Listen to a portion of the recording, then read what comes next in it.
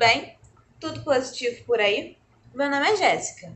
E o meu nome é Natália, somos da equipe do projeto Educatium. Sejam bem-vindos ao quadro Que Conhecimento! Vamos falar sobre vacinas? Nesse vídeo, vamos nos aprofundar sobre como é o funcionamento das vacinas AstraZeneca, Coronavac, Janssen e Pfizer. Vamos começar falando sobre a AstraZeneca. Essa vacina é produzida originalmente pela empresa britânica AstraZeneca em parceria com a Universidade de Oxford. Por isso, você pode encontrar seu nome como Oxford AstraZeneca. No Brasil, a vacina é produzida pela Fundação Oswaldo Cruz, ou como costuma ser chamada, a Fiocruz. Iniciaremos do básico, o local de aplicação, a eficácia e o tempo entre as doses. A AstraZeneca é aplicada via intramuscular, ou seja, a agulha entra diretamente no músculo. Isso significa que, para ser aplicada, a seringa deve estar em um ângulo de 90 graus e que o profissional de saúde deverá pressionar a lateral do seu braço, como vemos na imagem 2, para que os outros tecidos da pele não prejudiquem a entrada da agulha na musculatura do seu braço. A primeira dose possui uma eficácia de aproximadamente 76% para casos moderados a leves e de 100% para casos graves. Isso significa que, de 100 pessoas que tomarem a vacina, 76 estarão imunizadas, e ao tomar a segunda dose, essa eficácia aumenta para 81%, conforme Júlio Croda, o infectologista da Fiocruz, explicou em uma entrevista ao Bem-Estar no dia 1º de maio desse ano. Por isso, realizar a aplicação da segunda dose é tão importante. A segunda dose pode ser aplicada de 1 a 3 meses depois da primeira dose, sendo maior a imunização com a diferença de 3 meses. Os ingredientes da vacina são muitos. Vamos mencionar todos aqui e partir para a parte mais interessante, a imunização. A principal substância é o vetor adenovírus ChAdOx1. Ele é o responsável por todo o processo de imunização. Mas além da parte principal, a vacina conta com diversas outras substâncias, como a L-histidina, o cloridato de L-histidina monohidratado, o cloreto de magnésio hexaidratado, o polisorbato 80, etanol, sacarose, cloreto de sódio, EDTA e água para injetáveis. Esses componentes servem para que a vacina tenha sua eficácia plena. Podemos classificá-los em alguns grupos, sendo eles os conservantes, que impedem a vacina de ser contaminada, os estabilizadores, que impedem reações paralelas na vacina e também que os componentes se fixem na parede dos frascos, os surfactantes, que mantêm todos os outros ingredientes e, em especial, a substância responsável pela imunização bem misturados, os resíduos, que são quantidades bem baixas de substâncias usadas durante a fabricação, mas que não pertencem ao ingrediente ativo, os diluentes, que servem para que a vacina esteja na concentração correta para o uso, e normalmente é usada a água para injetáveis. E os adjuvantes, que não são frequentes em todas as vacinas, mas ajudam mantendo a vacina no ponto injetado por mais tempo ou estimulando as células do sistema imune, favorecendo a resposta imunitária do nosso corpo. A imunização acontece da seguinte maneira: o adenovírus ChAdOx1, que é o vírus responsável pela gripe em chimpanzés, é enfraquecido para que não se multiplique. Esse vírus possui, em uma parte do seu gene, o material genético do coronavírus que produz a proteína spike. Essa proteína spike ajuda o coronavírus a entrar nas nossas células. Quando a vacina é aplicada, esse adenovírus ensina nosso sistema imunológico a se defender, mostrando que todas as substâncias que possuem a proteína spike são prejudiciais e, por isso, devem ser destruídas.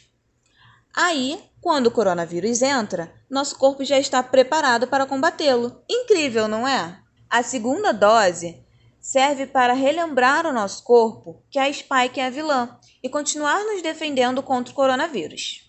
A AstraZeneca é muito conhecida por seus efeitos colaterais, que vão de dor de cabeça a dores abdominais.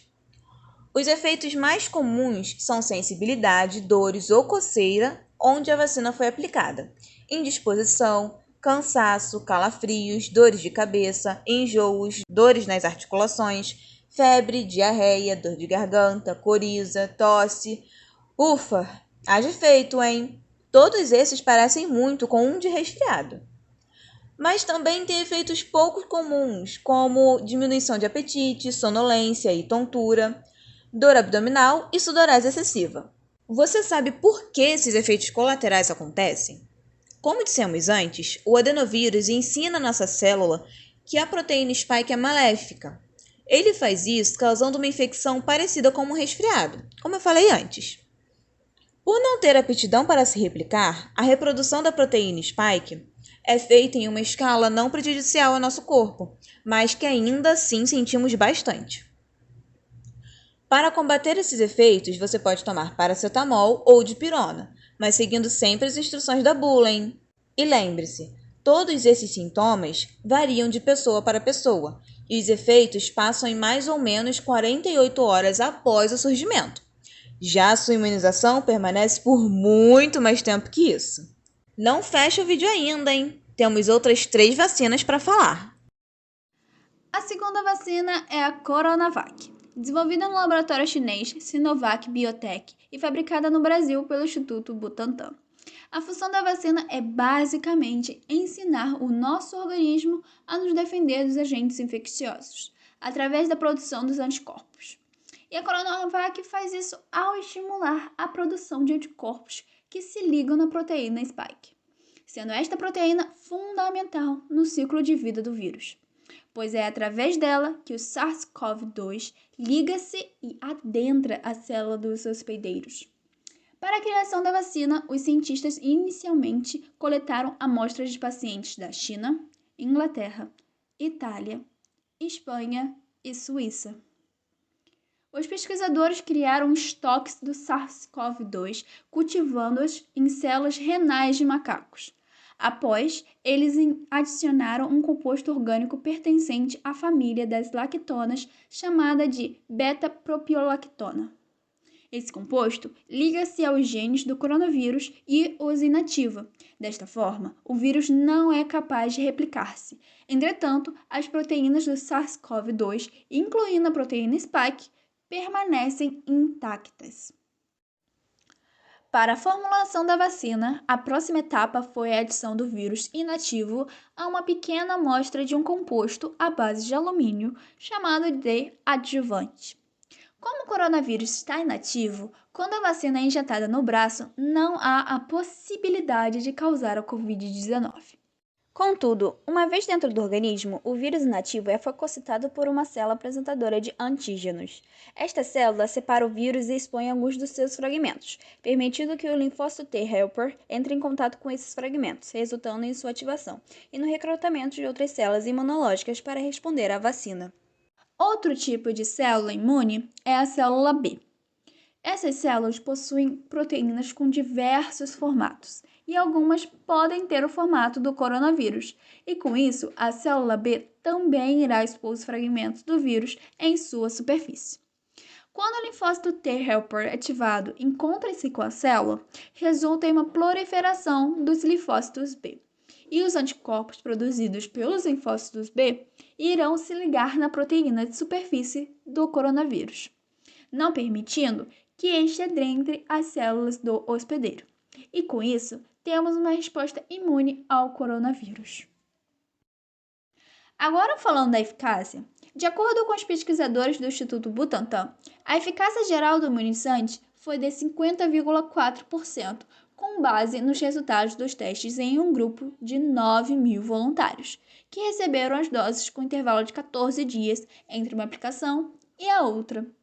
A vacina também foi 78% eficaz na prevenção de casos leves de Covid-19 e 100% em evitar quadros moderados e graves, fato que pode evitar, por exemplo, internações pela doença.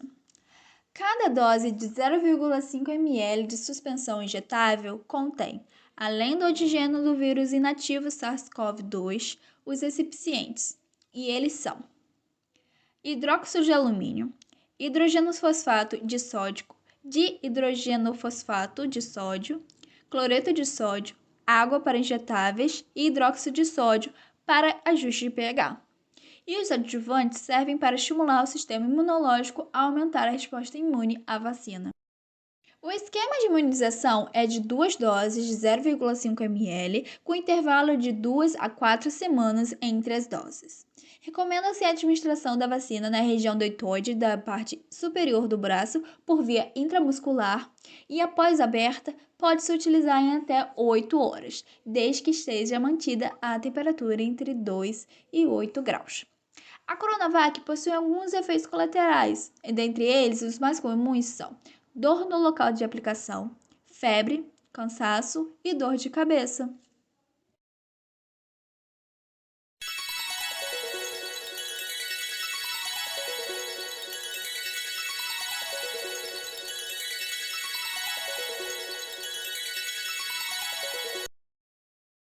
Agora falando sobre a vacina da Janssen, ela foi desenvolvida e produzida nos Estados Unidos pela multinacional Johnson & Johnson e utiliza a tecnologia baseada no vetor viral não replicante, semelhante à utilizada na vacina de Oxford AstraZeneca. O adenovírus tipo 26 é um tipo de vírus que causa resfriado comum e, portanto, são bons transportadores em seres humanos, pois ao serem modificados para desenvolver a vacina, eles não se replicam e não causam resfriado. Outra parte do processo envolve o código genético do SARS-CoV-2, que são as proteínas spikes, que mencionamos antes. Lembram? Então, essa parte da proteína é colocada dentro do adenovírus. Quando uma pessoa recebe a vacina composta do adenovírus, o corpo inicia um processo de defesa e produz anticorpos contra aquele invasor. Essa resposta imunológica produzida por esse processo cria então uma memória no corpo contra o coronavírus, que será necessária para que o nosso corpo lute contra o coronavírus. O imunizante é aplicado em dose única de 0,5 ml e demonstrou nos testes apresentados 66,9% de eficácia para casos leves e moderados e 76,7% de eficácia para casos graves após 14 dias de aplicação. Agora falando sobre os ingredientes, a embalagem com 10 frascos contém 2-hidroxipropil beta-ciclodestrina, ácido cítrico monohidratado, ácido clorídrico, polisorbato 80, cloreto de sódio, hidróxido de sódio, citrato trissódico dihidratado, água para as preparações injetáveis e etanol. Mas não se preocupe, são utilizados apenas 2 mg de etanol em cada dose, o que é equivalente a menos de 1 mg de cerveja ou de vinho, então você não sairá bêbado da sala de vacinação. A vacina possui pH entre 6 e 6,4, sendo uma suspensão incolor a ligeiramente amarelada, límpida a muito opalescente.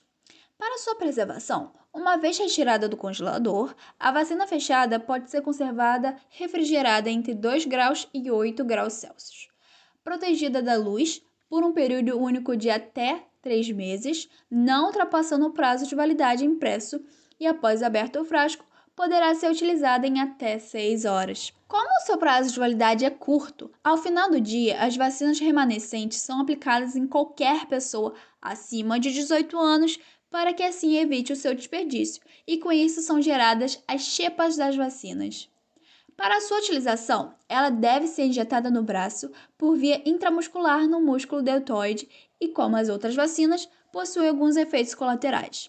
Os mais frequentes são dores de cabeça, náuseas, dores musculares, dor onde a injeção é administrada e a sensação de muito cansaço. É importante ressaltar que apenas Nossa última vacina é a Pfizer. Seu nome comercial é Comirnaty e seu mecanismo de ação é considerado uma evolução na ciência e na produção de vacinas. A Comirnaty origina-se na empresa norte-americana Pfizer em parceria com a empresa alemã BioNTech. Por enquanto, não há produção no Brasil. É uma das vacinas com a eficácia mais alta, sabia? Após a segunda dose, a eficácia chega a 95%. Para que essa eficácia seja garantida, as doses devem ser administradas com uma distância de 21 dias. Essa vacina é intramuscular, então seu modo de aplicação é o mesmo que o da AstraZeneca. Apesar de tão bom em imunizar, as condições de conservação são bem complicadas. Menos 90 graus Celsius para conservação por 6 meses, menos 25 graus Celsius por 2 semanas e 2 graus Celsius por 31 dias. Antes de partir para a explicação da imunização, vamos mencionar o que tem na composição? Além do RNA mensageiro, componente principal, podemos encontrar na dose única de 0,3 ml as substâncias diexildecanoato de diexilaminobutol, ditretadecilmetoxipolietileno glicolacetamida, levoal, fafostidilcolina de estearoíla, colesterol, sacarose, cloreto de sódio, cloreto de potássio, fosfato de sódio dibásico dihidratado, fosfato de potássio monobásico e água para injetáveis. Como eu disse, a forma de imunização da Pfizer-BioNTech é única e revolucionária. Ela é feita através de um mRNA, o RNA mensageiro, de cadeia simples com estrutura 5-cap de purificação avançadíssima, obtido através da transcrição in vitro de modelos de DNA do coronavírus.